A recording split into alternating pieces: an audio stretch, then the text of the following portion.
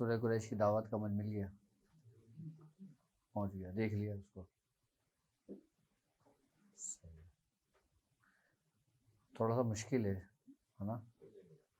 हाँ, मिल गया आप लोगों को?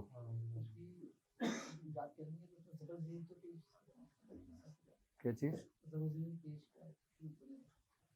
अच्छा, तो रिकॉर्डिंग में डलवा देते हैं आवाज़ में, ताकि उसको सुन के बंदा याद कर ले, उससे ज़्यादा बेहतर हो जाएगा। अभी तो टाइम है ना हमारे पास।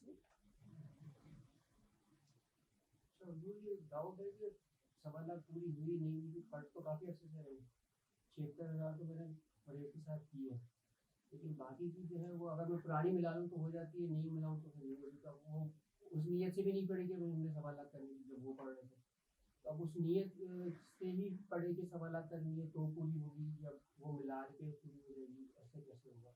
नहीं, बहुत से लोगों को ये डाउट है। देखो, जिनकी सवालात हो गई है वो तो करें, ठीक है, चाहे जिस नीयत से भी की, हाँ, उसका मसला नहीं है, ठीक है। और दूसरी बात ये है कि अगर किसी की सवालात के करीब करीब है तो वो भी ये ज़कात अदा कर सकता है, लेकिन वो अपनी सवालात पूरी करता रहे, उसको ना छोड़े। अब जैसे मिसाल के तौर पे एक बंदा 1100 बार पढ़ रहा है, अब उसको दावत का अमल दिया गया है, अब वो 1100 भी पढ़े या ये भी करे 70 बार, तो बहुत टाइम लग जाएगा। उसका तरीक़ेकार ये है कि अगर मिसाल के तौर पे कोई शख्स सूरह कुरैश पढ़ रहा था, उसकी सवालात हो गई, ठीक है, तो वो उसको सिर्फ 111 बार विर्द में रखे या 70 बार विर्द में रखे उसको, सूरह कुरैश को, और दावत का अमल शुरू कर दे 13 रजब से। अच्छा, फिर ज़रूरी नहीं कि आपने सूरह कुरैश 1900 बार पढ़ना है या 1300 बार पढ़ना है या 1100 बार पढ़ना है, फिर आपने सिर्फ 70 बार दावत देनी है उसी की नीयत से। इसके अलावा सिर्फ सूरह कुरैश अपने विर्द में रखना है 111 मरतबा या 70 मरतबा। अच्छा, अब जिसकी सूरह कुरैश से 1.25 लाख की नीयत से चल रही है, अब जैसे मिसाल के तौर पे उसको 1.25 लाख होने में भी 3 महीने बाकी हैं, 2 महीने बाकी हैं, मिसाल के तौर पे कोई शख्स 2000 पढ़ रहा है या 1100 पढ़ रहा है या 1900 पढ़ रहा है, वो उसको कंटिन्यू रखे। उसके अलावा फिर इसको अगर टाइम देना चाहता है तो टाइम दे ले, क्योंकि उसकी वो 1.25 लाख चल रही है। जिसकी हो गई है वो उसकी मदामत कर ले, और जिसकी जिसकी नहीं हुई है वो 1.25 लाख को भी पूरा करता रहे, और ये दावत भी इसी तरतीब से लेके चल रहे। नहीं, इसका टाइम ही 13 रजब से शुरू का है, वो फिर अगले साल करेगा, या फिर किसी ख़ास तारीख जब आएगा, कोई किसी महीने की ख़ास तारीख, तो उसमें फिर वो करेगा। अब मतलब ये कि अगर आपने 13 रजब से शुरू कर लिया ना, तो अब ये नहीं कि आपने 70 दिन पढ़ के उसको छोड़ देना है, फिर ये कंटिन्यू रहेगा।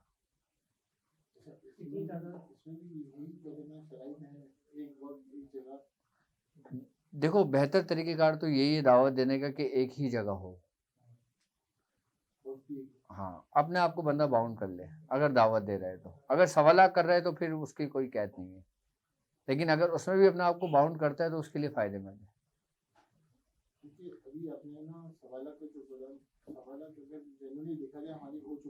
सही। नहीं तो मैंने, हाँ, वो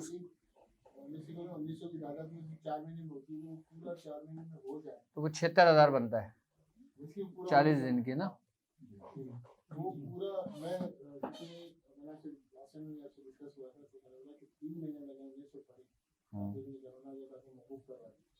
तो वो मैंने तो मलान पर करना कंटिन्यूस पूरा सवाल कितना फिर करूं और उसके बाद करना है, तो नहीं, असल में सवाल क्यों करवाई जाती है सूरह कुरैश, मैं क्यों कह रहा हूँ आप लोगों को कि आप उसको 1.25 लाख पहले पूरा कर लें, ताकि इससे फ़ायदा आपको ये होगा कि ना तो आपको रुजत का डर होगा, ठीक है। ये बेसिकली हाज़िरी है, ये बेसिकली दावत से मुराद हाज़िरी होता है। मतलब हम किसी को बुलाते हैं, और जब हम जिसको बुलाएंगे कम से कम उससे हमारी शनासाई तो होनी चाहिए, यानी कि हम किसी को जानते हैं तो बुलाएंगे ना, और जब हम जानेंगे ही नहीं, उसको बुलाना शुरू कर देंगे, वो आ भी जाएगा तो आपके किस काम का? अगर वो आ भी जाता है तो आपके किस काम का? फिर जब आपका कॉलो करार ही नहीं है तो भी यकीनन या तो वो आपको नुकसान पहुंचाएगा या तो फिर वो वापस लौट जाएगा और फिर कभी नहीं आएगा। दावत के मामलात में ऐसा होता है कि सबसे पहले सूरह कुरैश सवाल कराने का मकसद ये होता है कि तुम्हारी अंदर सूरह कुरैश सराहियत कर जाए, यानी कि सूरह कुरैश के मौकलान, सूरह कुरैश की रूहानियत तुमको पहचान जाए, तुमको जान जाए। बुजुर्गान दिन फरमाते हैं कि जब तुम चाहते हो कि किसी अमल के मौकलान को मानूस करना, तो तुम उस अमल को सवालाक कर लो, उसके मौकलान तुमसे मानूस हो जाते हैं। सवालाक इस नीयत से कराई जाती है, तर्क जलाली के साथ, तर्क जमाली के साथ, ये सवालाक मुकम्मल करने के साथ। अच्छा, इसमें जो हाजिरी है, ये जो दावत है, ये बेसिकली है इसकी रूहानियत। अच्छा, सबसे पहले इसमें मौकलान की हाजिरी होती है। वो ये नहीं कि एकदम सामने आ जाएंगे, एकदम सामने आने में तो सालों लग जाते हैं। ऐसा नहीं कि 40 दिन में हाजिरी हो जाएगी या 70 दिन में हाजिरी हो जाएगी। अच्छा, दावत के तरीके में भी पढ़ने से जो ना फिर ये चीज़ें मानूस होती हैं। इब्तिदान में ये अपनी मौजूदगी का एहसास दिलाती हैं, ये अपनी मौजूदगी का एहसास दिलाती हैं कि जैसे लाइक आप कमरे में हैं, आपको फील हो रहा है कि मेरे साथ कुछ और शे भी है। कभी कोई लाइट बंद कर देंगे, आई बस हमने, कभी पंखा ऑन कर देंगे, कभी कुछ शरारत कर देंगे, कभी कुछ शरारत कर देंगे, एकदम कुछ नहीं होता। ये आहिस्ता आहिस्ता होता है और फिर जब इंसान जो जो अपनी मंजिल की जानिब बढ़ता रहता है, अपनी तादाद को मुकम्मल करके अपना सफ़र आगे करता रहता है।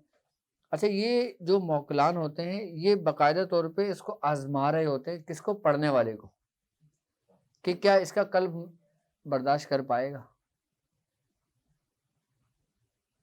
अच्छा, फिर ये बाकायदा तौर पे आवाज़ें देते हैं। अच्छा, आवाज़ें कमरे से नहीं, आप कमरे में बैठे हो, आपको बाहर से कोई आवाज़ आ रही है,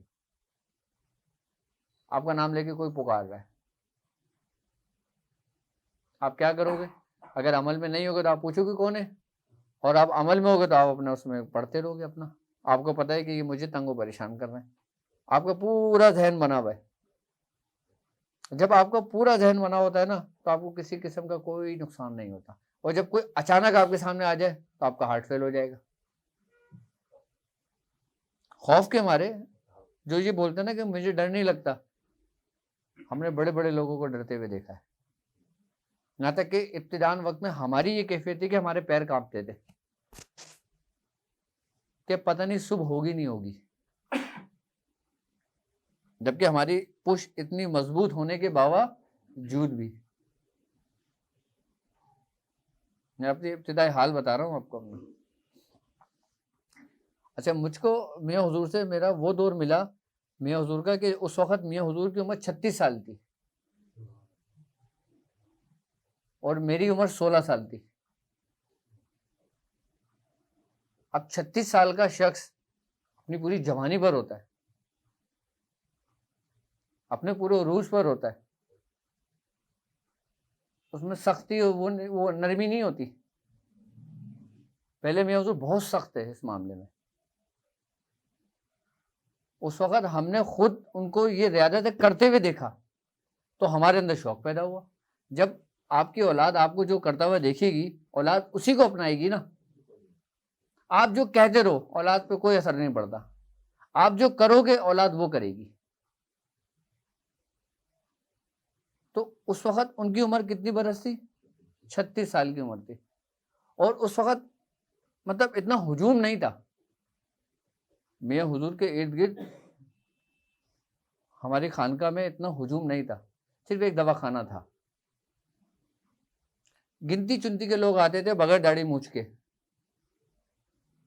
और कुछ ऐसे थे जो 70 और 80 साल के थे बूढ़े, वो बेचारे वहीं बैठे रहते थे, वहीं हमारे दवाखाने के बाहर।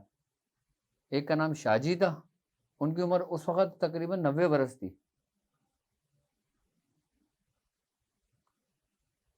बस वो सिर्फ बैठने आते थे, सुनने आते थे। और मियां हुजूर अपने मुशाहिदा उस वक्त बता रहे होते थे कि कल मेरे साथ क्या हुआ, हमने तो वो दौर देखा है। मियां हुजूर हम लोगों से ये बातें शेयर करते थे।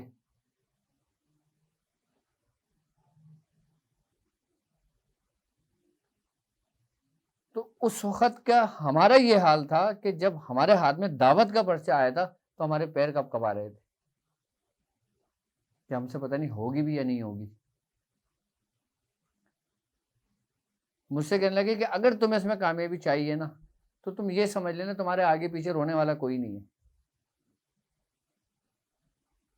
क्या अभी तो इतनी आसानी है आप लोगों को कि आप लोग घर में बैठ के दे रहे हो, हमने तो कब्रिस्तान में बैठ कर दी थी, समंदर में जाकर दी थी।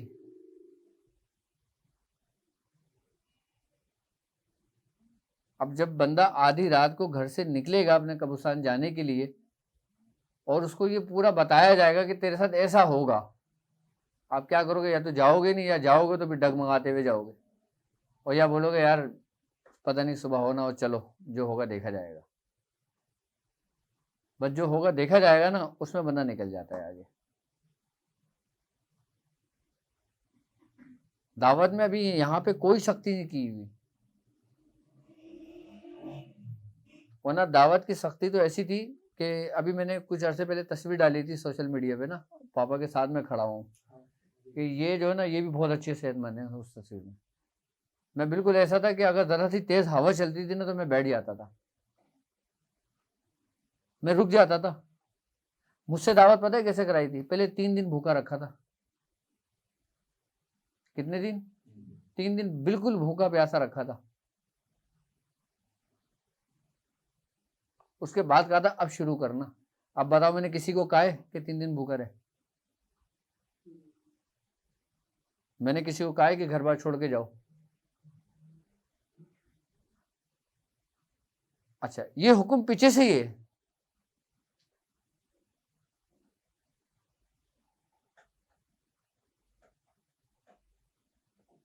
सख्ती अब भी है लेकिन अब इतनी नहीं है।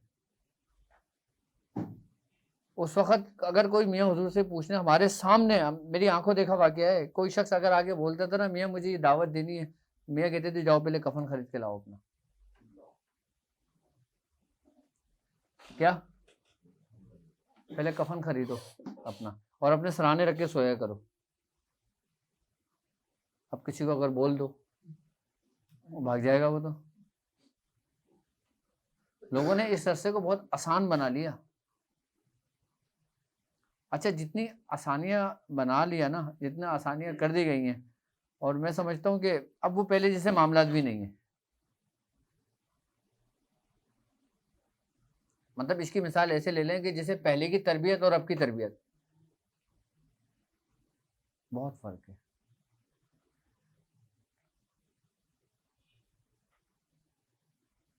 पहले कोई छूट नहीं दी जाती थी, अब तो हर बंदा कोई फलां हाजिरी का अमल, कोई फलां दावत का अमल, कोई फलां चीज़ की हाजिरी, कोई फलां चीज़ का कुछ, फलां चीज़ का कुछ, अब तो आम तो आपको मिल रहा है और बड़ी बड़ी खानकाहों में मिल रहा है। हाँ, नामी गिरामी खानकाहों में मिल रहा है। अब जो फैज है ना वो उन बुजुर्गों की इजाजत का है। अब फैज इंसान की अपनी रियाजत का नहीं है, उन बुजुर्ग की इजाजत का है। लेकिन उस फैज में और अपनी जाती रियाजत के फैज में जमीन आसमान का फर्क है। यानी कि एक रियाजत, एक फैज आपको अता किया और एक फैज आपने खुद रियाज करके और फिर अता उसमें शामिल हुई। इसकी मिसाल ऐसे है कि जैसे एक 100 वाट का बल्ब और एक 1000 वाट का बल्ब, मतलब रोशनी दोनों बल्बों में, लेकिन किसी में उसकी कैपेसिटी के हिसाब से और किसी में अनलिमिटेड है। और इसकी बिल्कुल लवाजमात के साथ और इसकी पूरी प्रॉपर तरीके पाबंदी के साथ जो उसके तरीक़ेकार है उसके साथ अगर किया जाए ना तो बहुत सख्त अमल है ये। दावत इतनी आम नहीं थी और ना आम होती है। दावत आम नहीं होती।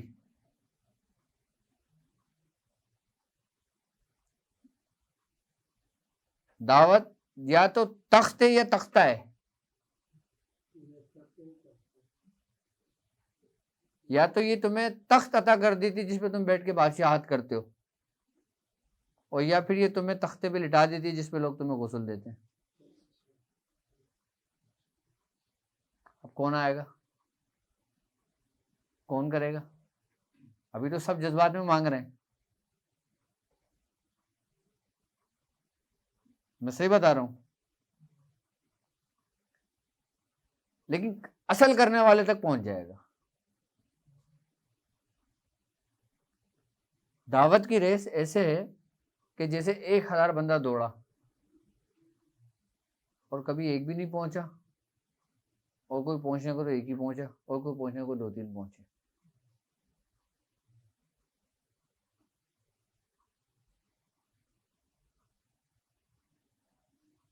लेकिन इस सूरह कुरैश की दावत में उन लोगों को जो सवाल कर चुके हैं उनको किसी किस्म का नुकसान का अंदेशा इसलिए नहीं है कि इसमें बाकायदा तौर पे बुजुर्गों की रूहानियत मौजूद है,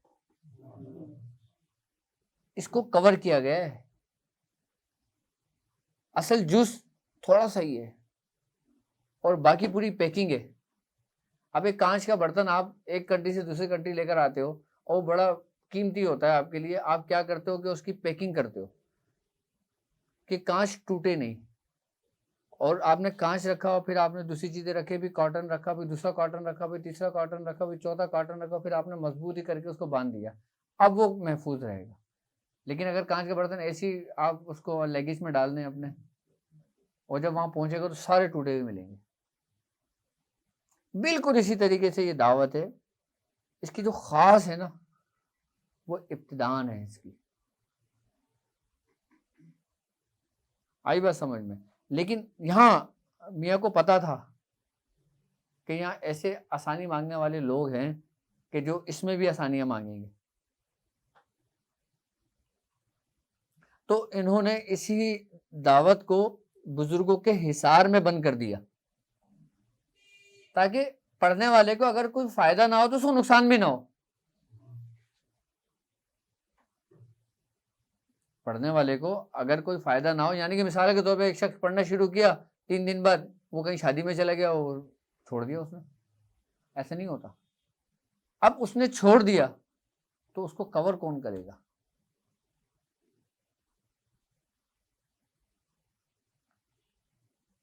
फिर उन्हीं बुजुर्गान दीन की जो जो नाम उसमें है ना, जिनसे मदद तलब की गई है, जिनके नाम के वसीले से कहा गया है, फिर उन्हीं बुजुर्गों की नाम की जो रूहानियत है ना, उन्हीं बुजुर्गों की जो रूहानियत है ना, इसको पूरा अपने गिर्द ले लेती है दायरे में, और फिर इसको अपने अंदर सल्ब कर लेती है।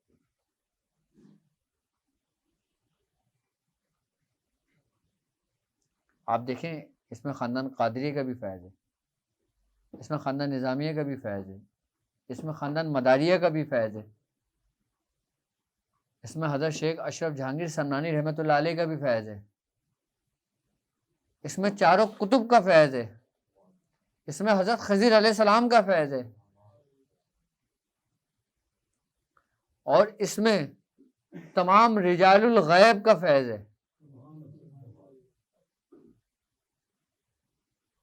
मतलब जितने भी ड्यूटी वाले लोग हैं ना, जो अपने आला ओहदों पर फायज हैं, उन तमाम की रूहानियत का फैज़ इसमें है।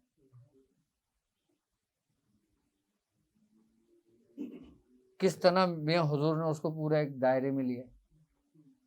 कोई भाग थोड़ी जाएगा उसकी औलाद को कोई नुकसान हो। औलाद तो शरीर भी होती है, शरारती भी होती है, कुछ बिगड़ी हुई भी होती है, कुछ शादी भी होती है।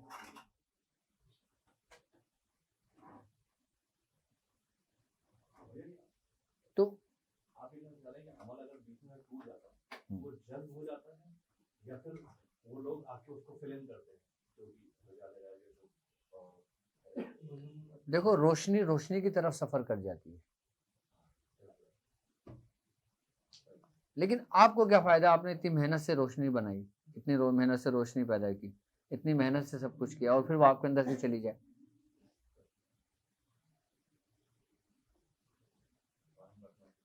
मतलब उस रोशनी पे मामूर, उसकी हिफाजत के लिए भी मौकलान है। अच्छा, मौकलान अलग है, ऐवान अलग है। अच्छा, बाज लोग ऐवान को ही सुरुख जिन्नात कहते हैं, बाज लोग कहते हैं कि सुरुख जिन्नात ऐवान ये अलग अलग है। ऐवान के माते सुरुख जिन्नात है।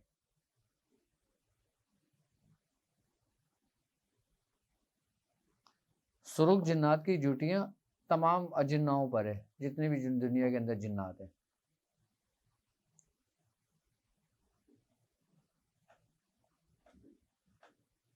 कहते हैं कि एक सुरुख जिन्नात तकरीबन 1.25 लाख जिन्नातों के लश्कर को जो ना कंट्रोल करता है, एक सुरुख जिन्नात। और बिल्कुल लातादाद है। लेकिन इसका ताल्लुक आपके सिर्फ आलम नासूस से ही है, पूरा कंप्लीट।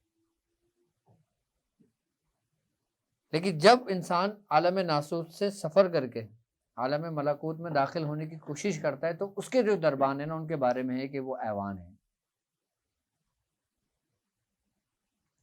वहां पे उनकी ड्यूटियां लगी हुई हैं, वहां से उनका सफर शुरू होता है। ऐवान की हाजिरी इतनी आसान नहीं है, मौकलान की हाजिरी इतनी आसान नहीं है। यहाँ तो जिन्नात की हाजिरी आसान नहीं होती, मतलब एक दर्जाबंदी है ना। एक बिल्कुल पतला शख्स, एक उससे ज़्यादा सेहतमंद, एक ज़्यादा सेहतमंद, एक उससे ज़्यादा सेहतमंद, और जितने बंदे सेहतमंद होते जाएंगे उनकी कैपेसिटी उतनी बढ़ती जाएगी, उनकी ताकत उतनी बढ़ती जाएगी। अब जब तक बुजुर्गान दीन फरमाते हैं कि आप जिस अमल के जरिए कोई दावत दे रहे हो, किसी से जवाब तलब कर रहे हो, किसी को हाजिर कर रहे हो, उसके करने से पहले तुम उसकी रूहानियत को वो कर लो, उसकी रूहानियत को पहचान लो। ये ऐसी ऑन कर दो, तुम उसकी रूहानियत को पहचान लो।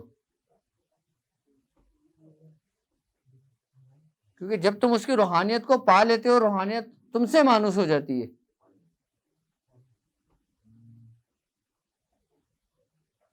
तो तुम्हें भी किसी किस्म का कोई नुकसान नहीं होता।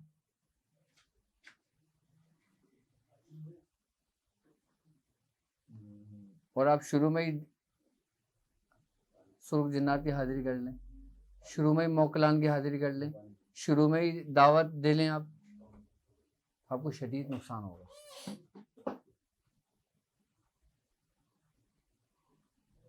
शदीद नुकसान पहुंचेगा आपको।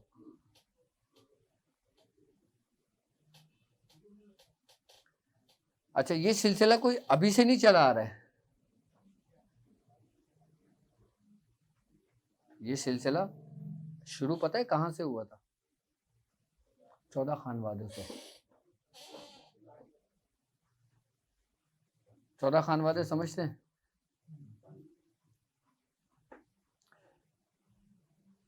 14 खानवादे वो खानवादे कि जिनका जिक्र हज़रत निज़ामुद्दीन औलिया महबूब इलाही ने किया, हज़रत अशरफ जहांगीर समनानी रहमतुल्लाह अलैह ने किया, हज़रत कुतुबुद्दीन बख्तियार काकी जैसे बुजुर्गों ने किया, हज़रत मखदूम जहानिया जहांगश रहमतुल्लाह अलैह ने किया।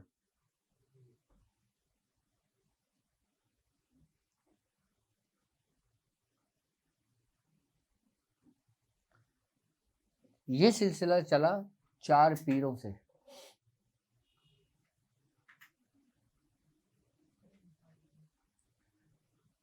सरकार दो आलम सल्लल्लाहु अलैहि वसल्लम का फरमान है कि मेरे तमाम असहाब, मेरे तमाम सहाबी सितारों के मानींद हैं। तुम जिसकी भी पैरवी करोगे मुझ तक पहुंच जाओगे। अब जब सहाबी रसूल, हर शख्स ने दुनिया से जाना है, जब आप तमाम सहाबियों को जाने का वक्त हुआ तो उसके बाद किसकी पैरवी करने का हुक्म था? उसके बाद किसकी पैरवी करने का हुक्म था? जो उनके पैरोकार थे। अच्छा, आपने सुना होगा 4 पीर 14 खानवादे, 4 पीर 14 खानवादे, यानी कि ये वही 4 पीर हैं जो तरीकत के 4 पीर कहलाते हैं।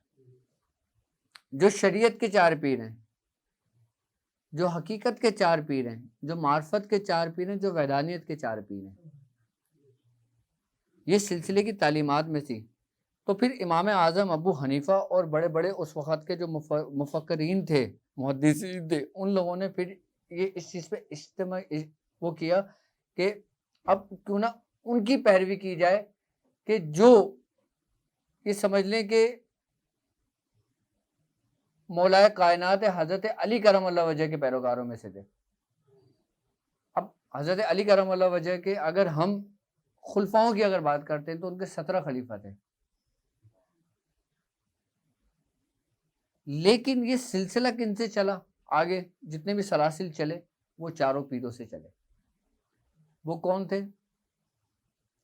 हज़रत इमाम हसन अली मकाम, हज़रत इमाम हुसैन अली मकाम, हज़रत इमाम हसन बसरी रहमतुल्लाह अलैह और चौथे कुमैल बिन ज़ियाद। ये 4 पीर हैं असल में। यहां से पूरी तरीकत चली है, यहां से पूरे तरीकत का फैज आम हुआ है। आई बात समझ में? ये तरीकत के पीर कहलाते हैं। अच्छा, शरीयत के जो पीर है ना वो चारों इमाम हैं, जैसे इमाम आज़म अबू हनीफा, इमाम मालिक, इमाम शाफी और इमाम अहमद बिन हम्बल रहमतुल्लाह अलैह। इसी तरीके से शरीयत तरीकत के ये 4 पीर हैं और हकीकत के चारों फरिश्ते हैं, यानी कि जिब्राइल अलैहिस्सलाम, मिकाईल अलैहिस्सलाम और इसराफील अलैहिस्सलाम और इज़राइल अलैहिस्सलाम। अब मार्फत के जो 4 पीर हैं वो चारों खुलफाए राशिदीन हैं, यानी कि हज़रत अबू बकर सिद्दीक़ रज़ियल्लाहु ताला अन्हु, हज़रत उमर बिन ख़त्ताब रज़ियल्लाहु ताला अन्हु और हज़रत उस्मान गनी रज़ियल्लाहु ताला अन्हु और हज़रत अली करमल्लाहु वजह।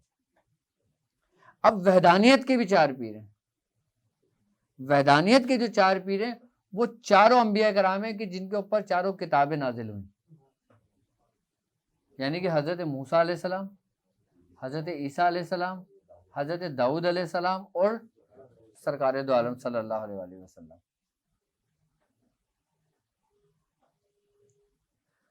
अब सिलसिला किससे चला तरीकत का? इन चारों पीर से। अच्छा, अब जो 14 खानवादे हैं ना, वो 14 खानवादे जो जाहिर हुए हैं वो हज़रत इमाम हसन बसरी रहमतुल्लाह अलैह से।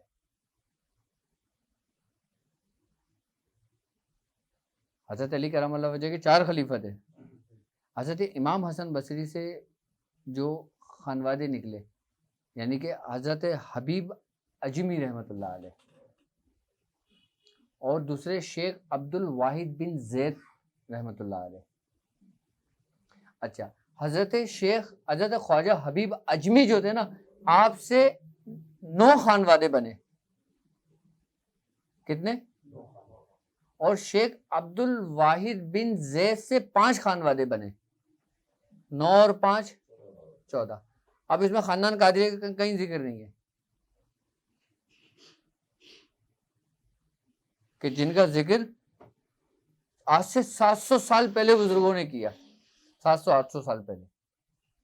ये वो 14 खानवादों का जिक्र है जो आता है अक्सर बुजुर्गों की जुबान पर, कि मैंने तुम्हें 14 खानवादों की खिलाफत इजाज़त दी। अच्छा, 14 खानवादों की खिलाफत इजाज़त भी इतनी आसानी से नहीं होती थी। अच्छा, अब वो 14 खानवादे जो थे, हबीब अजमी से 9 खानवादे चले, 9 बने, और शेख अब्दुल वाहिद बिन ज़ैद से 5 बने।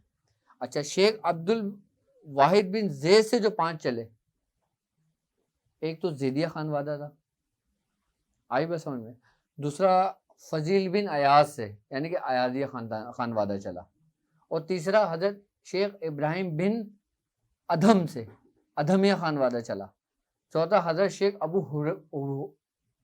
हुबैरा रज़ियल्लाहु ताला अन्हु, आपसे हुबैरिया खानवादा चला। और 5वां खानवादा अहले चिश्त का था, शेख अबुल इसाक चिश्त शामी से जो चला था। ये 5 खानवादे थे जो शेख अब्दुल वाहिद बिन ज़ैद से चले। और जो 9 खानवादे थे जो हबीब अजमी से चले थे, पहला खानवादा था अजमिया, जो शेख ख्वाजा अब्दुल हबीब हाजमी से था। दूसरा खानवादा जो था वो तैफूरिया था, यानी कि हजरत शेख बायजीद बुस्तामी रहमतुल्लाह अलैह से। तीसरा खानवादा था जुनैदिया, हजरत शेख जुनैद बगदादी रहमतुल्लाह अलैह से। और फिर एक था करखिया, शेख इमाम अहमद मारूफ करखी रहमतुल्लाह अलैह का। ये खानवादे हैं, बुनियाद यहाँ से चली है। असल खानवादे ये हैं, असल खानवादे। और फिर एक खानवादे या सख्तिया चला जो इमाम सिरी सख्ती रहमतुल्लाह अलैह से चला। हजरत जुनैद बगदादी के पीरो मुर्शिद भी थे और मामू भी थे। आप दोनों मामू भांजे हैं वहीं पर। और एक खानवादा चला फिरदौसिया खानदान, फिरदौसिया खानवादा है जो हजरत शेख नजमुद्दीन कुबरा कलंदर रहमतुल्लाह अलैह से चला। अच्छा, एक खानवादा अब्बुल इसहाक गौज़नी से चला जो गौज़नी खानवादा कहलाता है, बहुत कम लोग उसको जानते हैं। एक तूसिया खानवादा चला, कौन सा? तूसिया खानवादा। ये अलाउद्दीन तूसी रहमतुल्लाह अलैह से है, शेख अलाउद्दीन तूसी है। आखिरी खानवादा था जो नवा था वो था सोरवर्दिया खानदान।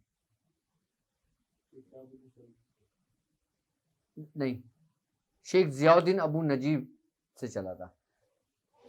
शेख शहाबुद्दीन सोरवर्दी जो थे ना वो आपके असल में खलीफा थे। इसके शेख जियाउद्दीन अबू नजीब से। शेख शहाबुद्दीन सोरवर्दी की जो बेते इरादत थी वो शेख जियाउद्दीन अबू नजीब से थी। आप सोरवर्दी हैं बेसिकली, खानवादा आपको सोरवर्दी था, आपकी बेते इरादत वहां थी, लेकिन आपकी बेते तलब सरकार गौस पाक से भी थी।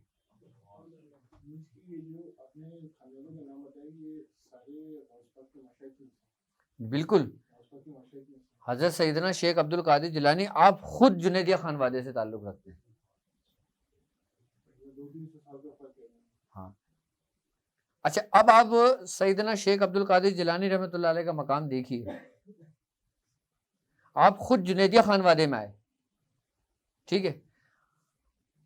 आपके खलीफा शेख शहाबुद्दीन सोहरवर्दी, आप सोहरवर्दिया खानवादे से आए,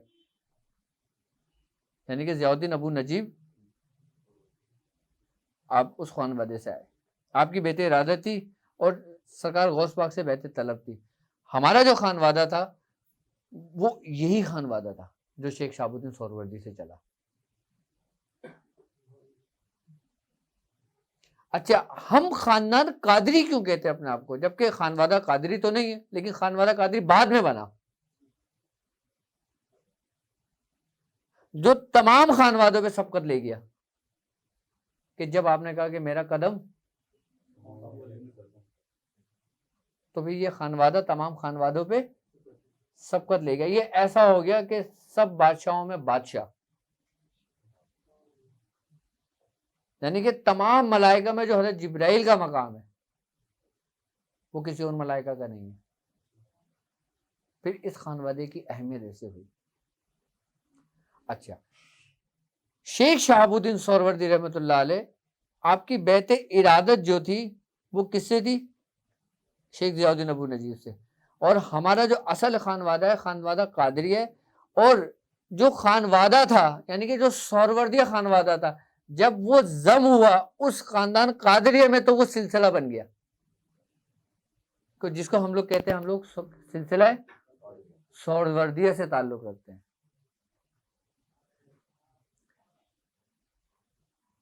यानी कि एक समंदर बहता हुआ एक समंदर में जम हो गया। अब जब वो उस समंदर में जम हुआ तो फिर वो एक नहर की सूरत में, दरिया की सूरत में जारी हो गया। यानी कि ये खानदान कादरिया का ही ज़र्फ था कि जिसने ऐसे खानवादे को अपने अंदर जम किया।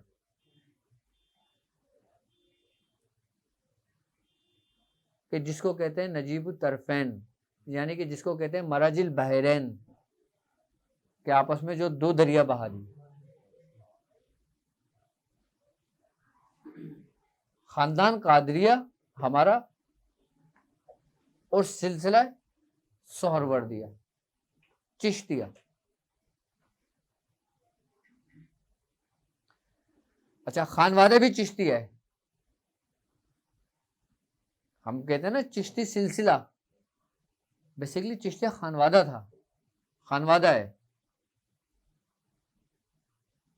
अभी जैसे मैंने नाम गिनवाए सारे खानवादों के। अब लोग नक्शबंदिया को खानवादा कहते हैं, कोई निजामिया खानवादा कहते हैं, अब बहुत खानवादे। लेकिन असल में जो 14 खानवादे थे ना, ये वही थे। और असल जो दीन की और जो तरीके की जो सिलसिले की तालीमात थी ना, वो इन्हीं खानवादे के सर सेरा सजता है। ये जो 14 खानवादे, जो 9 हबीब अजमी से चले और 5 शेख अब्दुल वाहिद बिन जैद से चले। हमारे सिलसिले में जिन जिन चीज़ों की इजाज़तें आई हैं, हमारे खानवादे में जिन जिन अमलियात की इजाज़तें आई हैं, हमारे खानवादे में जिन जिन दावतों की इजाज़तें आई हैं, वो इन्हीं खानवादों से होती हुई आई हैं। यानी कि सब कड़ियाँ एक दूसरे से मिल रही हैं, निस्बतें बन रही हैं। जभी तो कहते हैं ना कि आपकी निस्बत मजबूत होनी चाहिए, क्योंकि निस्बत आपको गिरने नहीं देती। और ये जो दावत का जो सिलसिला चल रहा है, ये इन्हीं बुजुर्गों की निस्बतें हैं। ये इतना तफसीली बताने का मकसद ये था कि हमारे पास जो ये दावत की इजाज़त आई है, हमारे पास जो सूरह कुरैश की इजाज़त आई है, वो इन्हीं खानवादों से आई है।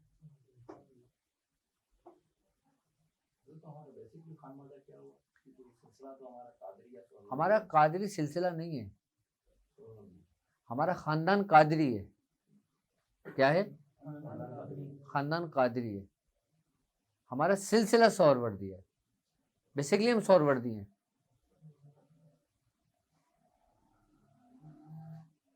और सोहरवर्दिया सिलसिले के अंदर बड़ी बड़ी नेमतें हैं।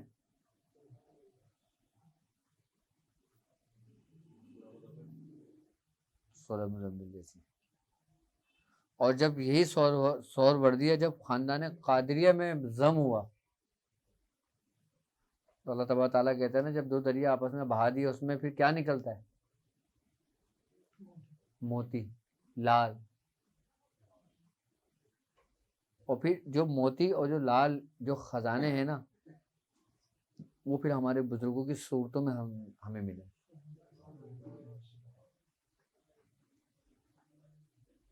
कि जिसमें निजामुद्दीन औलिया महबूब इलाही जैसे,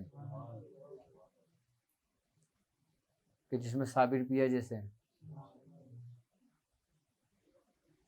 जैसे हमारे हजरत मुखलिसुर रहमान जहांगीर जैसे बुजुर्ग हैं। अभी लोग हमारे जो मुखलिसुर रहमान जहांगीर, जो हमारे खानवादे के जो हमारे बुजुर्ग हैं ना, इनके मकाम मर्तबे को नहीं समझते लोग।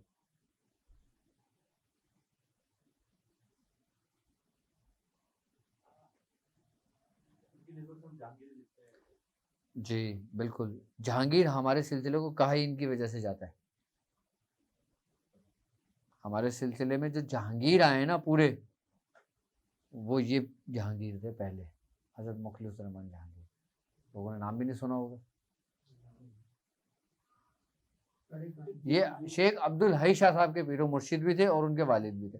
अच्छा, हमारे इस खानवादे में ना बाप बेटे बहुत हैं। हाँ, हजरत शेख मुबारक और शेख नूरुद्दीन मुबारक और शेख मुबारक गजनवी, ये दोनों बाप बेटे। आई बस समझ में। हजरत शेख नजमुद्दीन कलंदर और शेख निजामुद्दीन, ये बाप बेटे। हजरत मुखलिसुर रहमान जहांगीर, शेख अब्दुल हई शाह साहब, ये बाप बेटे। हजरत पीर फरतुल्लाह, हकीम फरतुल्लाह और शाह मोहम्मद हसन, ये बाप बेटे। हाँ,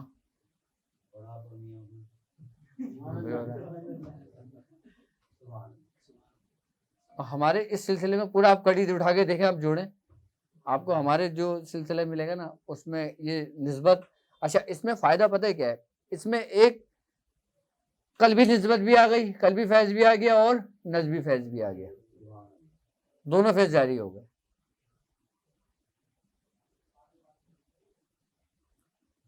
अच्छा, अब हम अब्दुल हई शाह साहब थे, नबी रजा शाह साहब का बताते हैं, आपकी कोई औलाद नहीं थी, आपकी कोई औलाद नहीं थी, आपके भाई से फेज जारी हुआ, अच्छा पीर इनायत हसन शाह साहब से। हमारा जो आया, अच्छा हमारा सिलसिला यही पंजाब में भी है। अच्छा, कुछ बुजुर्गों में इख्तलाफ हो गया था, किसके बाद? नबी रजा शाह साहब के बाद, उनके आपस के खुलफाओं में। अब शाह मोहम्मद हसन पर आ जाते, आपकी भी कोई औलाद नहीं थी,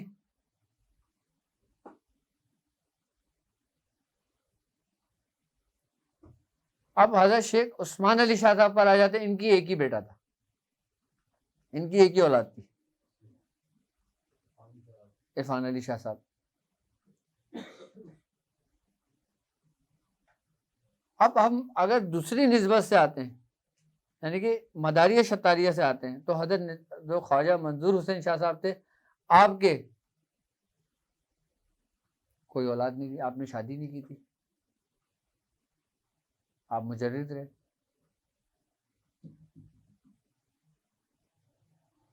अच्छा, हमारे ख़ानदान और हमारे जो ये सिलसिला कलंदरिया जो है ना, सौरवर्दी का, हमारा ख़ानदान कादरी सिलसिला सौरवर्दी चिश्ती कलंदरी जो है, सौरवर्दी चिश्ती कलंदरी, ये तीनों सिलसिले हैं हमारे। जो आपके मुरीद हैं वो और क्या कहलाएंगे? मैं बता रहा हूँ, ये जो तीन सिलसिले हैं ना, सौरवर्दी चिश्ती और कलंदरी, ये तीनों सिलसिले ना 14 खानवादे को समेट कर लेकर आए। उन्हें से पहले कोई बुजुर्ग ऐसा कोई सिलसिला नहीं था कि जो 14 खानवादों को लेकर चले, वरना सब खानवादे अलग अलग बह रहे थे, यानी कि 14 नहरें बह रही थी। यही वो तीन बुजुर्ग थे कि जिन्होंने इन 14 की 14 नहरों को एक जगह जमा किया और फिर एक ही उसमें लेके पूरा बहना शुरू हो गया। इसीलिए हमारे जो सिलसिला है ना, इसको मरजिल बहरीन कहते हैं। आप इन तीनों बुजुर्गों को उठा के देखें और इन तीनों बुजुर्गों की बेहतर इरादत देखें, बेहतर तलब देखें, इनकी खिलाफत और इजाजतें देखें, आपको पूरे के पूरे 14 खानवादे मिलेंगे। मतलब उस नहर के अंदर कहीं ना कहीं से वो कड़ी मिल रही होगी, और ऐसा बहुत कम खानवादों में हुआ है।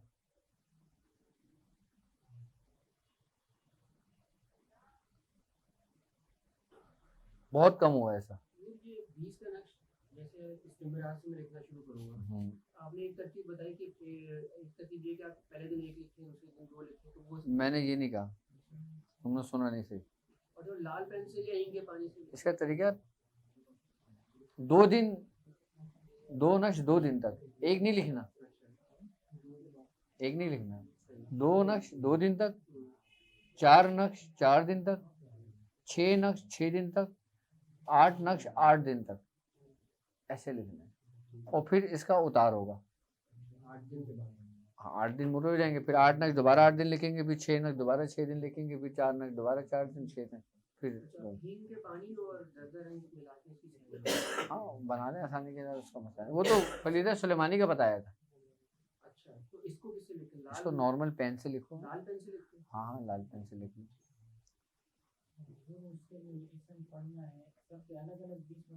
हाँ, अलग अलग पढ़ लो, ठीक है। मतलब एक पूरा लिखा और उसको 20 बार पढ़ लो। हाँ हाँ हाँ, पूरे।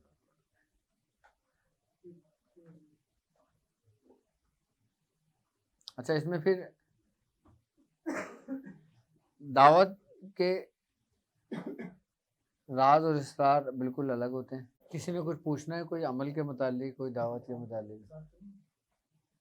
ये मुकम्मल हिसारी तो है, और क्या है? और कुछ पूछना है किसी ने? हैं? हाँ हाँ, घर में कमरे कर सकते हैं। मतलब जब से लेके अभी तक जितनी भी पढ़ाई है इसको इसी जगह पे बैठ के कर सकते हैं? हाँ हाँ, उसी जगह पे कर सकते हैं। मेरा तकरीबन 10 साल एक मुसल्ला रहा था, वो घिस गया था पूरा, मतलब ज़मीन नज़र आती थी। फिर मैंने उसको टाट की बोरी में सिया था खुद, क्योंकि उस पर सोना पड़ता था ना रात में, ठंड बहुत थी, इसलिए टाट की बोरी थोड़ी सी गर्म देती है। जैसे ये कराची में जानमाज के अहसास हो गया कि बिल्कुल अब जमीन चुस्ती के रखती है, तो उससे दूसरी को बिछा सकते हैं। हाँ हाँ, दूसरी जानों में बिछा सकते हो। हाँ साल से ज़्यादा हो सकती है। हाँ हाँ हाँ, होता है जानवर, लेकिन इंसान को संभाल रखनी अपनी एक ही चीज चाहिए, उसकी हिफाजत करनी चाहिए। असल वो है रूहानियत, जो आपकी इस्तेमाल शुदा चीजें हैं, जो दूसरों के लिए बायस बरकत बनती हैं। आप तो हो ही हो, लेकिन आप नहीं देखते बुजुर्गों की सामान की चीज उठा उठा के लोग ले जाते हैं। कोई किसी की नालैन ले जाता है, कोई किसी के खोड़े ले जाता है, कोई किसी की तस्बीह ले जाता है, कोई किसी की टोपी ले जाता है, कोई किसी की कुछ ले जाके रखता है अपने पास। तो वो बरकतें क्यों होती हैं?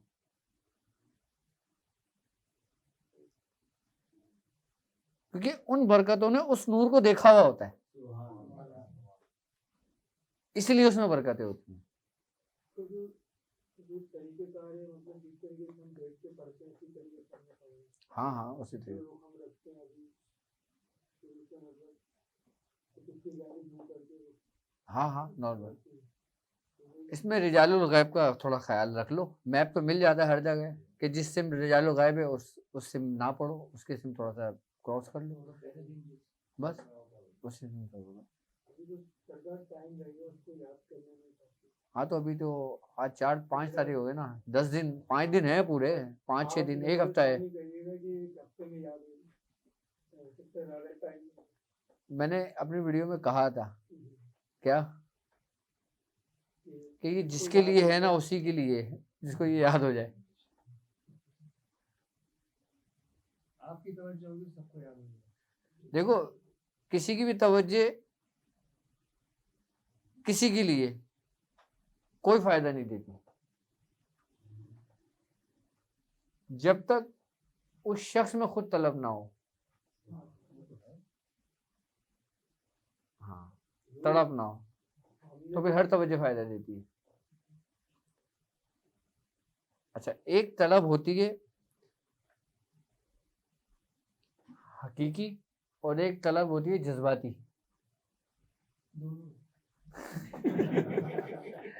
जज्बाती तलब जो होती है ना, वो माहौल देखकर बनती है कि जैसे कोई बुजुर्ग की महफिल में बैठा हुआ, बातचीत चल रही है, कुछ अमल कर, उसको जज्बा चढ़ गया, शौक चढ़ गया कि भाई मैंने करना है। अब वो उसने इजाजत भी ले ली, चला गया।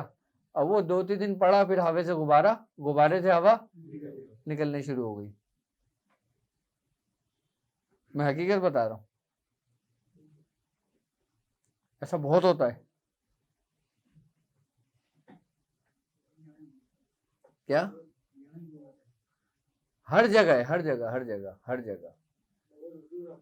हमारे अब भाई ये लोग तो कुछ भी नहीं है, यकीन करो, ये लोग तो बहुत सीधे साधे लोग हैं। मियाँ हुजूर के बाद ऐसी क्लास क्लास की चीजें आती थी ना कि मियाँ हुजूर हाथ जोड़ के बोलते थे जा भाई जा। यकीन करोगे, हमने खुद देखा है, ये लोग तो कुछ भी नहीं है।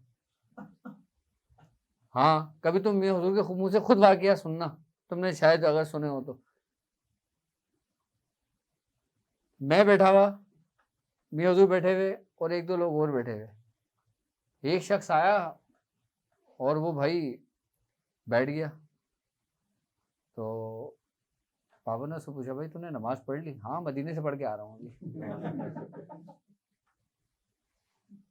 हाँ,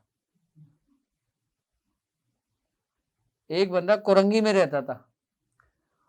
वो पहले आपने देखा होगा घरों के अंदर ना गोल गोल से पिलर होते थे, ठीक है ना, मतलब 1-2 कमरे बने होते थे, बाकी सहन होता था, और फिर वो जो चबूतरा होता ना, पिलर बने होते थे। कोरंगी में ऐसे बहुत घर बने होते थे ना। तो पापा बताते हैं कि मेरे एक मुरीद था, वो पिलर पकड़ के बैठा हुआ था। तो उसकी बीवी ने तंग आके बोला भाई ये 2 दिन से पिलर पकड़ के बैठा हुआ है, इसको क्या हो गया? तो पापा ने कहा भाई क्या हो गया? कह रहे वो मान नहीं रहा। कह रहे कौन नहीं मान रहा? कह रहा वो नहीं मान रहा जो पूरा निज़ाम चला रहा है। तो पापा कह रहे भाई तुझसे मनवा के क्या करेगा? कह रहा आज मैं उसने कुर्सी के ना पाया पकड़ा, मैं कुर्सी खींच के गिरा दूंगा। हाँ, कह रहा आज मैं कुर्सी का पाया तोड़ दूंगा।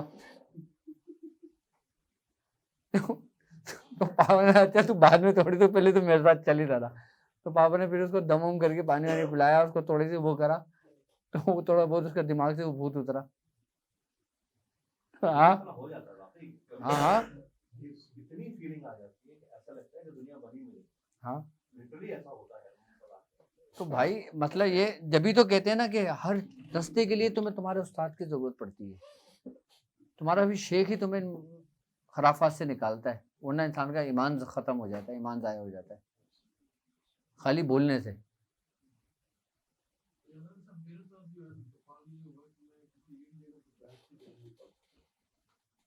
अच्छा, एक तो ऐसा था, अभी की बात है, अभी 5 साल 6-7 साल पहले की बात है कि एक मुरीद बाबा का वो शर्ट उतार के घर की चादर पहन के अपनी बीवी के आ गया। अब लोग बैठे हुए, मुरीद बैठे हुए, इत्तेफाक की बात है मैं वहाँ किसी काम से दवा लेने गया हुआ था, तो मैं भी था। उसने मेरे हाथ चूमे, मुझसे बात की, मैंने कहा शायद कोई इसको कुछ बुखार वुखार चढ़ा हुआ है, चादर ओढ़ा हुआ है। वो सीधा अंदर गया, कहने लगा मियाँ क्या है ये? मैंने कहा क्या हुआ? कह रहे जिन्नात मेरे कपड़े उतार के ले गए। अब वो लेडीज बैठी हुई, वो लेडीज देख रही, जिन्नात कपड़े भी ले जाते हैं। यकीन जानो बिल्कुल रियल वाकया है ये। तो पापा ने कहा अच्छा तुम एक काम करो, भी जाके बैठो, मैं तुम्हारे कपड़े मंगवाता हूँ, बैठो भी तुम आ जाओ। अब क्या करोगे? अब बताओ, ये सीधे साधे हैं नहीं ये लोग मेरे ऊपर हुआ था अभी, हैं? मेरे ऐसे ऐसे लोग। मेरे पास आ गया वो शख्स, ठीक है, मैं यहाँ बैठा हूँ अपनी मतलब इधर ही, यहाँ लेडीज बैठी हुई, वो डायरेक्ट अंदर आ गया। मैंने क्या हो गया? कह रहा भैया समझाते नहीं हो आप उसको। मैंने क्या हुआ? कह रहे सारे रात शैतान मुदते हुए आए मुझ पे। वो बाइक पे आया था ना, वो तो शायद कोई फुहार वार पड़ ली होगी, उसको ये घुमाने होगा शैतान मुत रहे हैं ऊपर। अब वो आगे बोला शैतान मुत रहे हैं मुझ पे। मैं कहा अच्छा तुम एक काम करो, जाओ मस्जिद है, वजू वजू करके आओ, तुम पहले पाक साफ होकर आओ मेरे पास। अब क्या करे बंदा, क्या बोले किसको? मैं सही बता रहा हूँ, मैंने बड़े क्लास के लोगों को भुगता हुआ है। हाँ, मैं सबको बहुत अच्छी तरीके से जानता हूँ। मैं ये भी जानता हूँ कि कौन कर सकता है और कौन नहीं कर सकता। आप सबके माए बाप है, आप आई ना बात समझ में?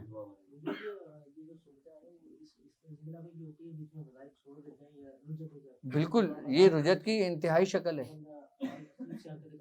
हाँ, पागल हो जाते हैं लोग, जहन उलट जाता है। हाँ।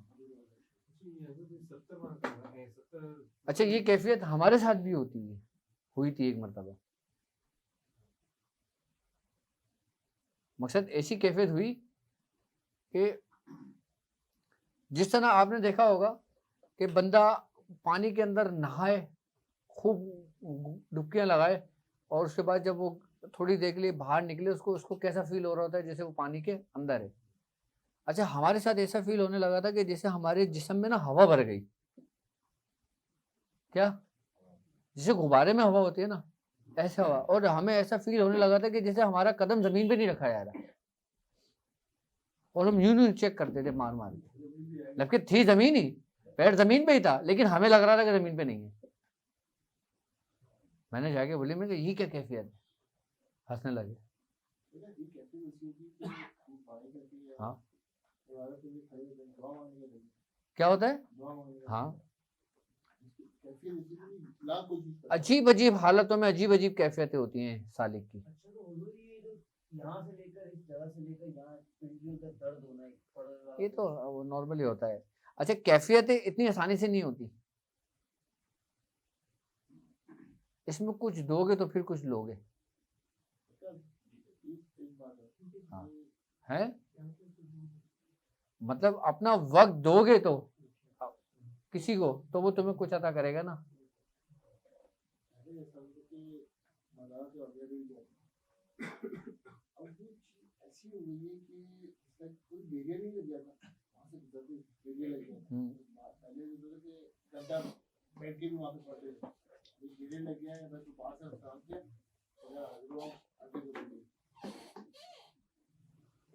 चला भी गया, लेकिन हड्डों बैठे 2 से 3 है। हाँ हाँ होता है। ना दुआ मांगने का, ना सगा का, कुछ भी नहीं। ये पॉजिटिविटी होती है, ये नेगेटिविटी नहीं है। पूछिए क्यों? पता है, जब मैंने सूरह बकरा का आखिरी रुकू का जब अमल किया था ना, तो कब्रिस्तान में बैठ के किया था। तो जब मेरा अमल मुकम्मल हुआ था ना, तो फिर मुझे मियाँ ने कहा था तुम कब्रिस्तान नहीं जाओगे, अब तुम किसी मज़ार पे नहीं जाओगे, अब तुम किसी जनाजे के पीछे नहीं जाओगे, तुम किसी जनाजे को कंधा नहीं दोगे जब तक ये अमल कर रहे हो। जब ये अमल छोड़ दोगे तो तुम सब कुछ करो फिर। अब जैसे बंदे को बुखार में रोटी छोड़ता है, वक्ती तौर पर होती है ना, मुस्तकिल तो नहीं होती। वो हम पे कैद लगाई गई हम पे। प्रोग्राम बनाते हैं आज जाएंगे एंड टाइम पे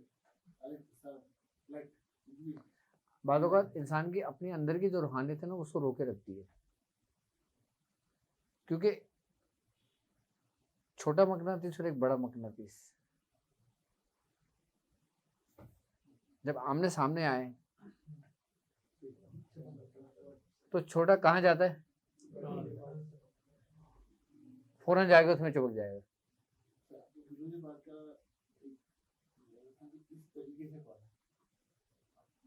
कोशिश कर लें, जो तरीका बताया ना उसके अलावा दिल ही नहीं करता, उसके अलावा दिल ही नहीं करता। जैसे आप कहीं बैठे भी हो, वहाँ पे बैठ सकते हैं, बैठ सकते हैं, लेकिन इसको ना प्रिंट आउट निकलवा लो इसका, दावत का।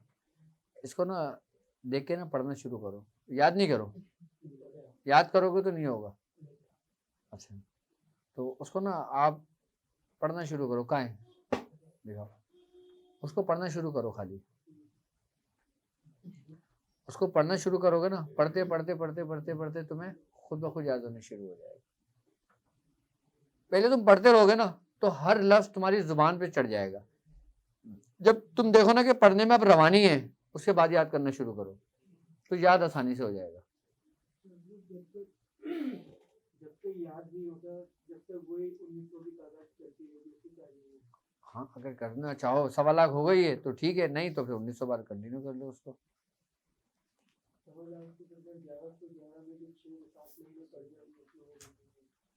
हाँ हाँ ठीक है, जब इस दावत को शुरू करोगे ना तो फिर उसको मदामत में कर लोगे। किसको? सूरह कुरैश को 111 बार कर लो या 70 बार कर लो उसको खाली। इसी दावत पे 111 बार हैं? जब ये खत्म हो जाए, जब ये 70 दिन बाद खत्म हो जाए तो फिर कितनी बार पढ़ेंगे? इस दावत को जो चलाया है ना वो कड़े के उससे चलाया। खैर ये बात की बाद में उसमें समझाऊंगा आपको, बाद में समझाऊंगा कि इसको किस तरह चलाया जाता है, वरना अभी पहले कर लो इसको। देख के भी पढ़ सकते हो। 70 चीनी ले लो, इमली खाते हैं ना, उसके जो बीज होते हैं वो 70 गिन के रख लो, धो के साफ सुथरा करके एक जार के अंदर उसमें इतर डाल दो, उसको मिक्स कर दो और अपने जानमाज पे खोल के रख दो। ठीक है, आप पढ़ते रहो, एक एक चीज़ इधर रखते रहो, ना कोई गलती होगी, सारे चीज़ें आपके पास हिसाब से होंगे। और पढ़ाई में भी तस्बीह में नहीं पढ़ो, तस्बीह में तुम दिमाग वो हो जाएगा। जब हिज़्बुल बहर 120 बार मैंने शुरू की थी ना तो मैंने चीन रखे हुए थे 120। मैं ये करता था कि 40-40 के हिस्से बना देता था, 3 हिस्से बना देता था। पहले एक हिस्सा आगे किया, वो 40 पूरा कर लिए, फिर दूसरा हिस्सा आगे किया, फिर उसको 40 कर लिए। फिर इससे होता था कि एक भी आगे पीछे नहीं होता था, बिल्कुल एक्यूरेट तादाद आती थी पूरी। तस्बीह में आगे पीछे हो जाता है। तो हुजूर ये सूरह कुरैश जो पढ़ रहे हैं वो भी ऐसा कर सकते हैं? वो भी वैसा कर सकते हैं अब, लेकिन अब बंदा 1100 पढ़ रहा है, 1100 चीज़ें थोड़ी लेके बैठेगा। उसके लिए भी तस्बीह बेहतर है या काउंटर बेहतर है।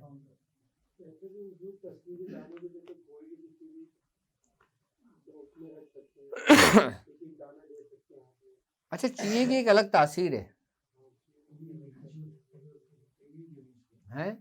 इमली के बीज की चीज़ों की ना एक अलग ही तासीर है, या खजूर की जो गुठलियाँ होती हैं उसकी एक अजीब तासीर है। हाँ, इनकी अलग ही तासीर है पढ़ने में। आप सूरह कुरैशी पढ़ोगे। हाँ,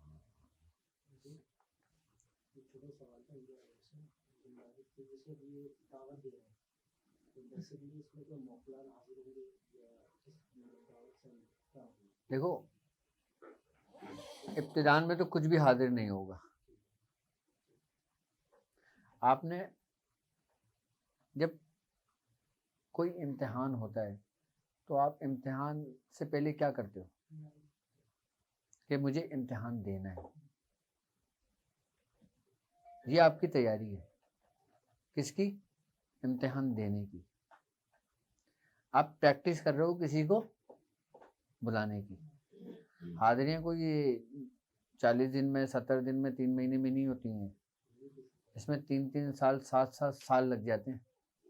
लेकिन अगर हो गई तो फिर तुम्हारे आने वाली नस्लों के लिए हो जाती है। फिर वो, मैं अपने साथ चलने वाले को किसी को अंधेरे में नहीं रखना चाहता। अगर लोगों को ये गुमान है कि 40 दिन में हाजिरी हो जाएगी, तो ऐसा नहीं होता। ऐसा तो मेरे पास तो क्या कहीं भी नहीं होता। अजायबात मिलते हैं उसके लिए एक्टिविटीज से, वो तो आपको मिलने शुरू हो जाएंगे पहले दिन से ही, मतलब उसका उम्मीद है आपका भी और हर बंदे के अलग अलग होंगे। लेकिन वो अपने को सवार ना करे। हाँ, आने आने आने या ना आने के लिए वो बात नहीं। आने वाले माइंड से करना। इसमें जो कुछ भी दिखाएं तुम्हें, जो कुछ भी दिखाएं उसको सिर्फ देखो और इग्नोर कर दो। या तुम्हारे साथ जो भी वाकया, जो भी मामलात हो, तुम बस उसको देखो और बर्दाश्त कर लो। जितनी आपके अंदर बर्दाश्त बढ़ती जाएगी ना, आपको और उतना आता होता जाएगा। और जितना आप थोड़ा सा भेज जाओगे ना, कुछ हुआ, अब मिसाल के तौर पे इनके साथ कुछ हुआ, अब इन्होंने ठक उठा के इनको सबसे पहले फोन किया। अब वो बोले भाई सब्र तो कर ले, नहीं पहले यह सुनो आज मेरे साथ ऐसा हुआ है। अब इन्होंने वो पूरी रात की कहानी सुना दी। अभी बोला अच्छा तेरे साथ हुआ है, मेरे साथ तो ऐसा नहीं हुआ। इनका भी अमल खराब और इनका भी अमल खराब, दोनों जाएंगे।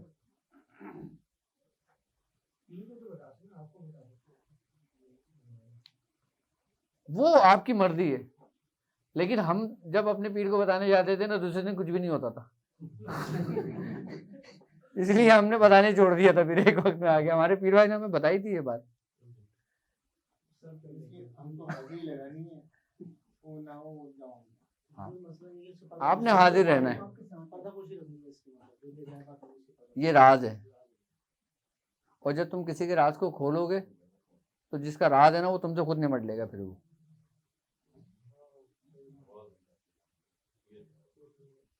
बस इसीलिए कहते हैं कि अब आप यकीन करो, आप यकीन करो, जब हमारा दौर था ना, हमारे साथ के जो, मेरे साथ के जो लोग चलने वाले थे, यानी कि मजीद भाई, कामरान भाई, मैं, हम 3 बंदे तो थे जो एक दूसरे से वो करते थे, डिस्कस नहीं करते थे, नहीं, सवाल ही नहीं पैदा होता।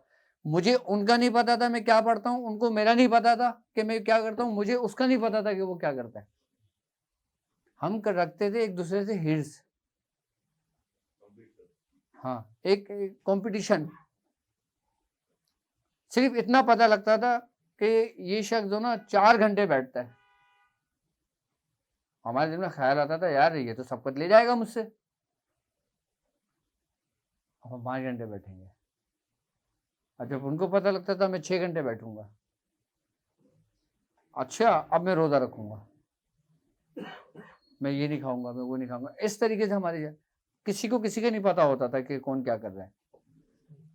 यकीन जानो हमारे साथ चलने वाले जो लोग थे ना, एक दूसरे को आपस में नहीं पता था कौन क्या पढ़ रहा है, लेकिन आज सबको पता होगा कौन क्या कर रहा है। हाँ, और ये नहीं होना चाहिए, ये नहीं होना चाहिए। हमारी वाइफ को आज तक नहीं पता कि मैं क्या पढ़ता हूँ, क्या करता हूँ। अब उससे ज्यादा राजदार कौन होगा? क्या उससे ज्यादा राजदार कौन हो सकता है? उसको नहीं पता कि मैं क्या पढ़ता हूँ, क्योंकि बुजुर्गों ने इस चीज को इससे छुपाया कि जैसे लोग खजाने को छुपाते हैं कि अगर किसी को बता दिया तो चोरी कर लेगा। अगर आपके पास कोई कीमती चीज हो, और ऐसी कीमती चीज हो कि जिसकी तलाश तमाम लोगों को हो, आप क्या करोगे? किसी को भी नहीं बताओगे आप। आपको पता है कि मैंने बताया मेरी मौत है, ये मुझे मार के ले जाएगा।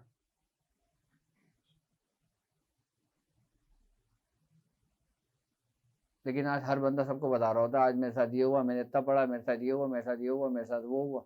अब सारे बाहर डिस्कशन हो रही होती है भाई, कि मैं इतना लिख रहा हूँ, मैं इतना कर रहा हूँ, मैंने ये कर लिया, मैंने वो कर लिया।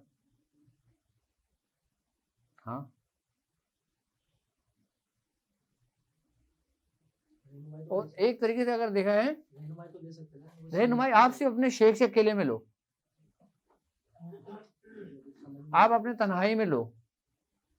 जब हमारे पापा के साथ हमारी मामा बैठी होती थी ना, मैं अपने काम की बात नहीं करता था, अमल की। यानी कि जब मेरी वालदा मेरे वालिद के साथ होती थी, मैं अमल की बात नहीं करता था। पापा मुझसे पूछ रहे होते थे और मैं खामोश रहता था, इधर उधर की बातें कर रहा होता था। मुझसे पूछते थे हाँ क्या हुआ, मैं कहता हाँ हो गया बस, और बस। जब पापा को तन्हा बैठे देखता था मैं, जब मामा को इधर उधर होती थी, फिर मैं फूटना शुरू हो जाता था।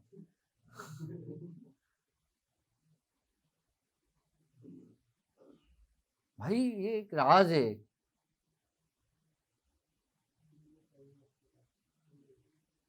देखो इसको अगर राज समझोगे ना, ये राज है, वरना ये कागज है।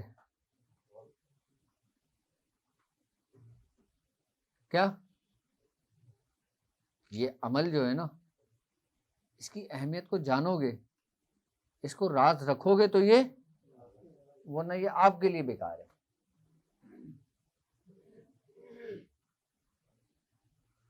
अब हम पढ़ते हिजबुल बहर थे, अगर कोई हमसे पूछता था तो हम बोलते थे सूरह इखलास पढ़ लें। जी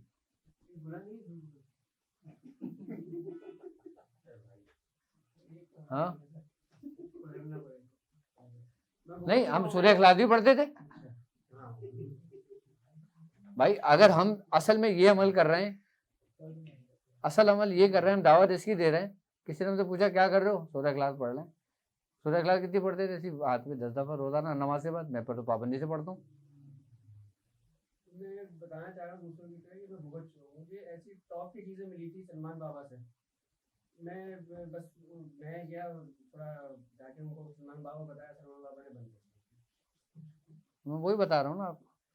है सलमान की भी हमारी रियाजत थी, हमारे पीर भाई था, मेरे साथ का था। नहीं मेरे साथ का नहीं था, मेरे बाद का था, लेकिन अच्छा वक्त साथ गुजरा है। एक दोस्ती थी उससे मेरी, क्योंकि वो हर बात मुझसे शेयर करता था, मुझसे पूछता था कि मुझे बताओ मैं ये क्या करूँ, मैं ये क्या करूँ, मैं क्या करूँ। पढ़ाई के मुतालिक नहीं, मरीजों के काम के मुतालिक, इसका काम करना है, इसका तरीका बता दो, उसका काम करना, उसका तरीका बता दो, उसका काम करना, इसका तरीका बता दो।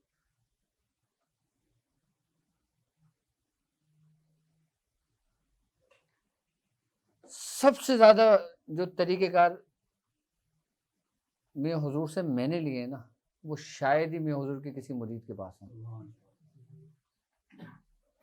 आप यकीन जानो कि जब मेरी सोबत उस वक्त मियां हुजूर के साथ थी, जब मियां की 36 साल उम्र थी, मेरी 16 साल उम्र थी, और मैंने 20 साल एक साथ गुजारे।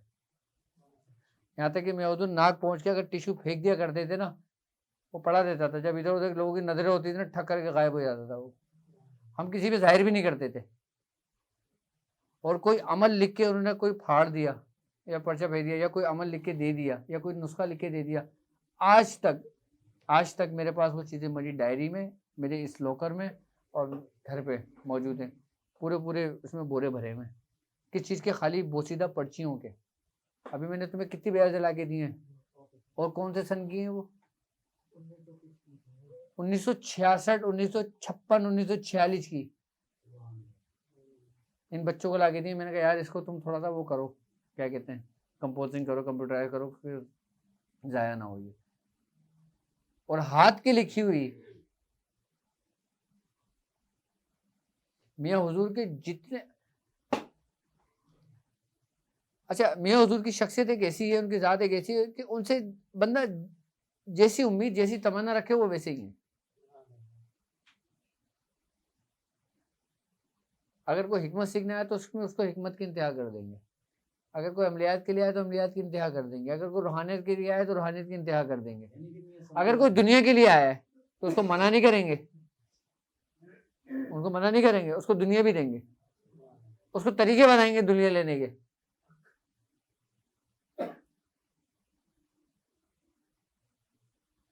तो अमलियात की दुनिया में जितने अमलियात में हुजूर के हाथ के लिखे हुए आज महफूज है ना, तो वो मेरे पास है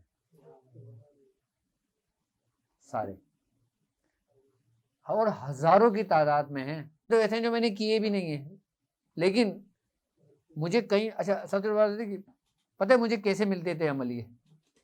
मैं बहाने से पापा के पास जाता था, कहता था पापा देखिए कितनी गंदी हो रही है, मट्टी हो रही है आपकी किताबों की लाइब्रेरी में ना। किताबों की लाइब्रेरी बनी हुई थी पापा की ना, और सारे हाथ के नुस्खे किताब ये वो सब कुछ रखे होते थे। तो मैं बोलता मुझसे किताब उठाते थे, एक किताब उठाता था 2 गिराता था। तो मैंने बोला पापा देखिए कुछ रखने की जगह नहीं है, थोड़ी सी ना उसकी सेटिंग चेंजिंग करते हैं। तो पापा ने कहा अच्छा हाँ आज छुट्टी के दिन है, चलो आओ करते हैं। मैं और पापा हम दोनों लग जाते थे, सारी किताबें निकालते थे, और पापा किताबें खोल के पढ़ रहे होते तो मुझे बता रहे होते थे देखो ये अमल मैंने उस वक्त किया था, ये मैंने किया था। अब उस वक्त हमारे पास मोबाइल तो थे नहीं जो हम तस्वीरें खींचें, अब हम वही गायब कर लिया करते थे साइड में कर करके। बाद में फिर मैं पूछते थे यार मेरी वो नहीं मिल रही, मैंने कहा वो तो मेरे पास रखी हुई है। मैंने कहा हाँ ना आपने तो दिखाई थी मुझे। कहना अच्छा अच्छा अच्छा अच्छा अच्छा अच्छा, बस सही बता रहा हूँ मैं आपको। अच्छा मैंने कभी ये नहीं बोला, झूठ नहीं बोला उनसे कि मेरे पास नहीं है। आज भी मुझसे पूछते हैं, बोलता हूँ हाँ मेरे पास है, आपने मुझे दिखाई तो थी। अब वो दिखाई थी दी थोड़ी थी। अब वो तो हमारा हक है ना, औलाद का नहीं है तो किसका है भाई? जिसकी जो तलब है ना वो उसने लिया। अब कुछ बच्चों ने इल्म मांगा, मियाँ ने उस बच्चे को इल्म दिया। किसी ने पैसा मांगा, मियाँ ने उसको पैसा दिया। किसी ने गाड़ी मांगी, उसको गाड़ी दी। किसी ने कारोबार मांगा, मियाँ ने कारोबार दिया। लेकिन वाजिद ने कभी दुनियावी चीज नहीं मांगी उनसे। आज अल्हम्दुलिल्लाह मियाँ हुजूर को अल्लाह सलामत रखे। आप मियाँ हुजूर से जाके पूछना कि मैंने उनसे कभी दुनिया नहीं मांगी। मैंने उनसे ये नहीं मांगा कि मुझे ये दिला दो, मुझे मोबाइल दिला दो, या मुझे गाड़ी दिला दो, या मुझे वो कर दो। मैंने वो चीज मांगी जो मेरे पास नहीं थी, जिस चीज की तलब थी।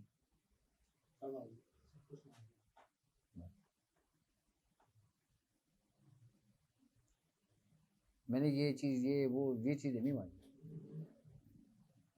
और फिर मियाँ हुजूर की बरकत से हमने जो नहीं मांगा उन्होंने फिर हमें बाद में वो भी दे दिया, और ऐसा दिया कि जो किसी खानदान वाले के पास नहीं है। मैं सही बता रहा हूँ आपको।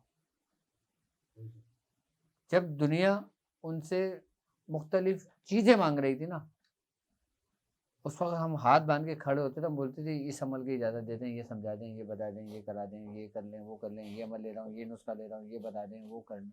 ये चीज़ हमारा शौक ही यही था। आज भी मैं अगर जाता हूँ ना मियाँ हुजूर के पास, तो मेरी नज़र ना किताबों पे ज़्यादा होती है। हाँ अभी भी जाओगे कुछ मियाँ हुजूर कहना किसी किताब को बोलेंगे यार वो तो वाजिद ले गया होगा, उसके पास होगी वो। हाँ अब हाथ भी लगाने नहीं देते। हाँ कहते ही ले जाएगा। मेरे पास किताबें हैं, लेकिन 100 साल पुरानी है, 50 साल पुरानी है, 200 साल पुरानी है, और हाथ की लिखी हुई। नई किताबें मेरे पास गिनती चुनती की मिलेंगी।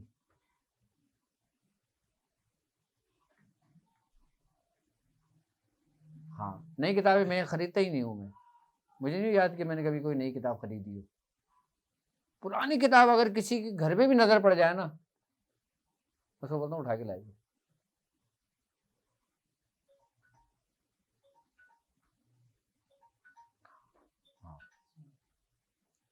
क्योंकि अब के नुस्खों में पुराने नुस्खों में ज़मीन आसमान का फ़र्क है, बहुत चेंज कर दिया भाई। किसी ने कुछ पूछना है तो पूछ लो, दावत के बारे में, अमल के बारे में, कुछ तरीके का कुछ रह गई हो, कुछ भी कोई सवाल भी हो, ताकि लोगों तक पहुंच जाए ये बातें। किसी सामान की ज़रूरत नहीं है, बस खुशबू का इस्तेमाल कर लेना। अच्छा, कोई एहराम नहीं पहनना, हाँ नॉर्मली पढ़ना। आई बस समझ में, 70 दफ़ा की तादाद को मुकम्मल करना है। अच्छा, असल सफ़र हमारा शुरू होगा 70 दिन के बाद। हाँ, लेकिन तुम्हारे लिए असल ही है ये, मेरे लिए 70 दिन के बाद शुरू होगा, मेरे हिसाब से तुम्हारे लिए हैं। हाँ, ताकि तुमसे जो गलतियां हो ना इसी में हो जाएं 70 दिन में। बाद इंसान देखो बार बार गलती नहीं दोहराता अपनी।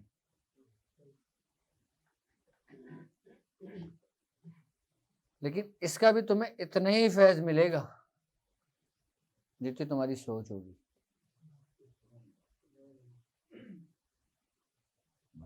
लेकिन परहेज का थोड़ा सा ख्याल रखना बस। आई बस समझ में। नहीं नहीं, तरकी जमाली में तो आता है, और क्या है। हाँ हाँ हाँ हाँ, छूट दी हुई थी, छूट दी हुई थी। अरे भाई आप जिस दिन हमारी शादी हुई थी ना, 2 दिन बाद वलीमा था मेरा, 2 दिन बाद मेरा वलीमा था। तो जो 20 का दिन था ना, उसमें मेरे ने मुझे बुलाया, ऐसा पर्चा उठा के मेरे हाथ में दे दिया। तो मैंने कहा पढ़ा, कुछ हिम्मत ही नहीं हुई बोलने की। मैंने कहा ठीक है। तो मैंने कहा कब से शुरू करना है? आज से शुरू कर दो। क्या? यानी कि शादी होने के दूसरे दिन। तो आज से शुरू कर दो। मैंने कहा अच्छा। मैंने कहा घर पे करना है? तो कहना देख लो, अगर आसानी है तो घर पे कर लो, नहीं तो दोबारा कारखाने ही चले जाओ। मैंने कहा ठीक है। तो अच्छा परहेज कर लेना। मैंने कहा ठीक है। अब मैंने नहीं पूछा कि परहेज में क्या क्या करूँ, कहना मैं परहेज कर लेना। तो मैंने कहा ठीक है मैं कर दूँगा। कहना सब चीज़ का करना है? मैंने कहा हाँ मैं कर दूँगा। नहीं नहीं, सबका करना है परहेज। मैंने कहा मैं सबका कर लूँगा परहेज। अब 40 दिन के पर्ची हाथ में थमा दी। जिस दिन मेरी शादी थी ना, उस दिन मैं मतब पे बैठा हुआ था, मरीजों को देख रहा था, हाथ में वो झुंझुना बना हुआ था, वो जो होता है ना दूल्हा के बंधा हुआ। हाँ, अब वो बार बार मैं उसको अंदर करता था, मरीजों को देखता था। पापा बोलते थे कहाँ है, लोग बोलते थे घरवाले के मतब पे मरे उड़ा। पापा आप आज इसकी मेहंदी माइयों के दिन ये मतब पे क्या कर रहा है ये? मैंने कहा आपने तो बोला है कि आंधी आए तूफान है, तुमने अपनी जगह पे जाके बैठना है। आप यकीन जानो कि यहाँ पर इस जगह पे मुझे 16-17 साल हो गए, 16 साल हो गए, बारिशें हों, आंधियाँ आए, तूफान आए, मैं घर से निकलता था यहाँ पे आने के लिए। चाहे मरीज नहीं होते थे, चाहे इक्का दुक्का मरीज आते थे, लेकिन मैं अपनी जगह पे आके बैठता था। पापा बोलते थे इतनी बारिश हो रही, पागल हो, दिमाग खराब हो गया तुम्हारा, जाओगे? मैं कहती शायद कोई परेशान आ जाए। हम पूछते थे, अपना टाइम देते थे। यहाँ पे मैंने वक्त दिया है। मैं किसी को नहीं जानता हूँ इस मोहल्ले में, मुझे नहीं पता मेरे पड़ोस में कौन रहता है। आज मुझे 16 साल हो गए, मुझे मेरे पड़ोसी का नहीं पता, आप यकीन जानो। लेकिन पूरे बफर जोन को मेरा पता है।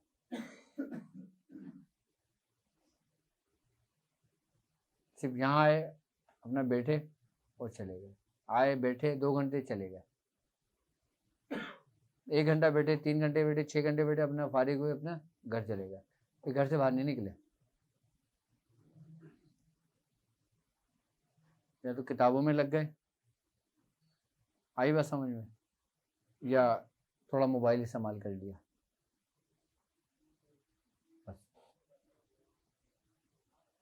या रात हुई तो अपने पढ़ाई भी चले गए।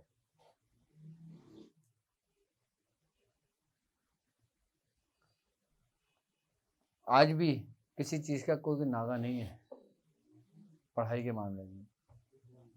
मैं चाहे सफ़र में हूँ, चाहे किसी भी सिटी में हूँ, किसी भी कंट्री में हूँ, अपना काम पूरा करना होता है। अपना काम पूरा करो फिर जाके लेटो। हाँ, लेकिन अब ये रियायत है कि अब उस तादाद में नहीं जिस तादाद में हम पहले करते थे, लेकिन हर एक वक्त होता है, बस ये बात है। तो बस ठीक है, इस अमल को तुम पढ़ना शुरू करो ताकि आसानी के साथ याद हो जाए, ठीक है। और अल्लाह का नाम लेकर शुरू करो, बाकी अल्लाह ताला कामयाबी अता फरमाए। सुबहान अल्लाह बहर गम यार तुही, सुबहान अल्लाह बहर कुशाय शिकार तुही, सुबहान अल्लाह बहरमत कुन फयाकुन, सुबहान अल्लाह मुराद मन हासिल कुन। ए खालिक हर बुलंदी व पस्ती, शीचिस ताबा कुंजा हस्ती, इल्म अमल फराग दस्ती, ईमान व अमा तंदरुस्ती। या इलाहुल आलमीन, या इलाहुल आलमीन, हम सब पर अपना रहम करम अता फरमा। या इलाहुल आलमीन, जो जो अमल शुरू कर रहा है बारी ताला उसकी नेक तमन्नाओं को, नेक ख्वाहिशात को, इस अमल को पूरा फरमा। या इलाहुल आलमीन, इस अमल के दौरान अगर किसी से कोई गलती सरदत हो गई तो अपना रहम करम फरमा। या इलाहुल आलमीन, अपना रहम करम अता फरमा। या इलाहुल आलमीन, हर किस्म की नाहगानी आफ़तों से महफूज फरमा, हर किस्म की आजमाइशों से महफूज फरमा, हर किस्म की वबाओं से, बलाओं से, मुसीबतों से महफूज फरमा।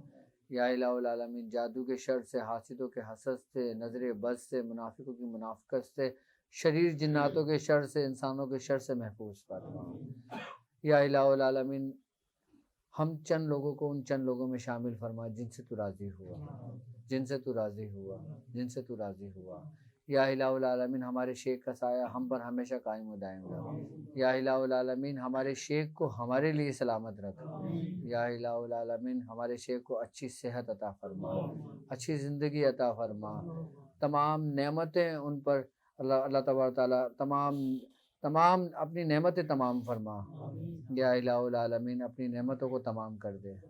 या इलाहुल आलमीन, हम सब पर अपना रहम व करम फरमा। या इलाहुल आलमीन, जिस शख्स ने जिस जिस दुआ के लिए कहा है बारी ताला उसकी नेक तमन्नाओं को, नेक ख्वाहिशात को पूरा फरमा।